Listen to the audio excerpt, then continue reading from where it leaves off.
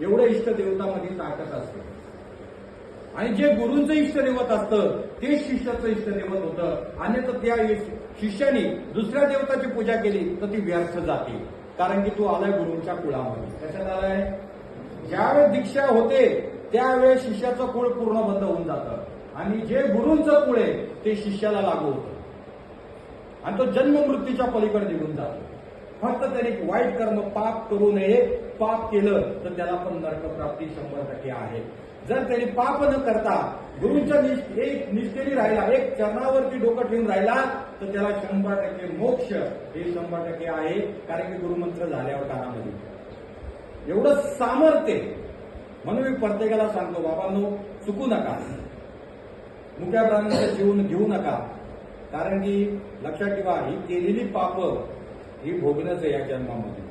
आता एवढं तर तुम्ही सहन करत आलात, याची पण तीव्रता कमी करा. ती कशी होईल? आता तुम्ही सत्संगामध्ये बसताय, प्रबोधनामध्ये बसताय. या प्रबोधनाने पण शास्त्रामध्ये उल्लेख आहे. प्रभू रामचंद्रांनी पण सांगितलेलं आहे, जो कीर्तन ऐकेल, जो सत्संग ऐकेल, जो प्रबोधन ऐकेल त्याची कर्माची तीव्रता कमी होते, त्याचा पापाचं क्षालन होतं आणि त्याला याच्यातनं गती चांगली मिळाली जाते आणि त्याचं विवेक पण सुंदर होतं आणि शुद्ध होतं. म्हणून प्रत्येकाने सत्संग का अटेंड करावा याच्या मागचं कारण आहे.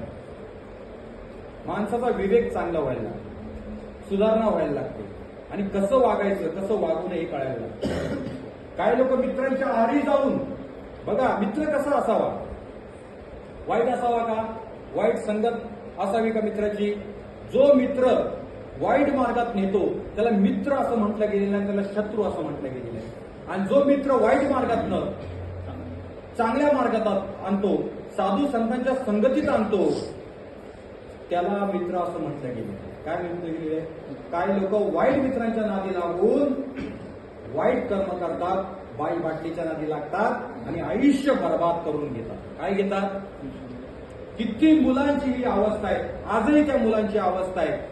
कितीतरी मुलं अशी आहेत, मी बघितलेली आहे, गाड्या घेतात, पिकअप घेतात, नाही घेतलं तर मी जीव देईन, मी अमुक करेन. आता मला सांगा, ज्यांनी ज्यांनी पिकअप घेतल्यात 6 महिन्याच्या वर मला वाटत ना कोणाची पिकअप चालली असेल डायरेक्ट विकायला. आता धंदा राहिलाय का मला सांगा? इतका धंदा वाढलाय, उठ सूट जी बोलतात ना, ज्याची एवढी एवढी बुद्धी असते ना अपुरी, प्रत्येकाला तुम्ही पिकअप घ्यावा, पिकअप घ्यावा, पिकअप घ्यावा, पिकअप घ्यावा. अरे पिकअप काय? त्या पिकअप मध्ये तुझी पीक वाचते, एवढं लक्षात ठेव. कधी कळणार?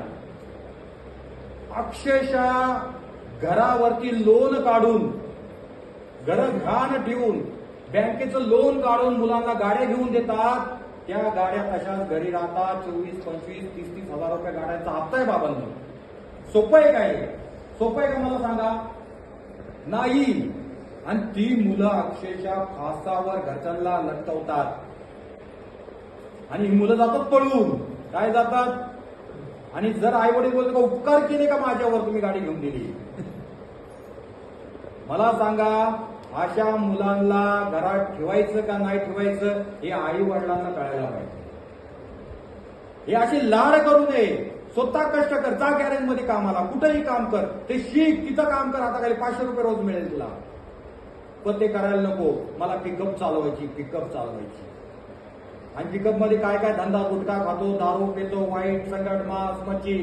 मग रात्री त्रास होतो म्हणून मी दारू घेतो, मग रात्री जमत नाही म्हणून बाईकडे जातो. किती मुलांची अशी अवस्था आहे, डोळ्यांनी पाहिलेल्या घटना लक्षात ठेवा.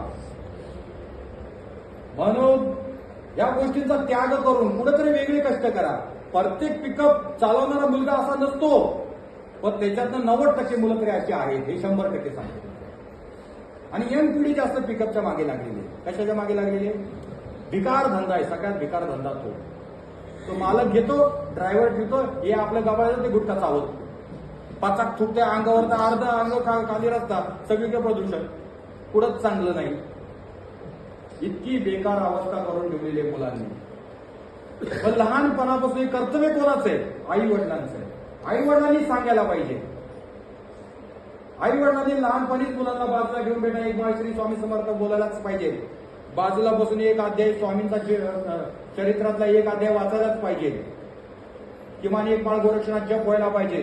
जसं तुम्ही हळूहळू त्याला घडवाल तसं ते घडत जातं. नाहीतर तुम्ही आमच्याकडे आणून अजून फेरे काही उपयोग नाही.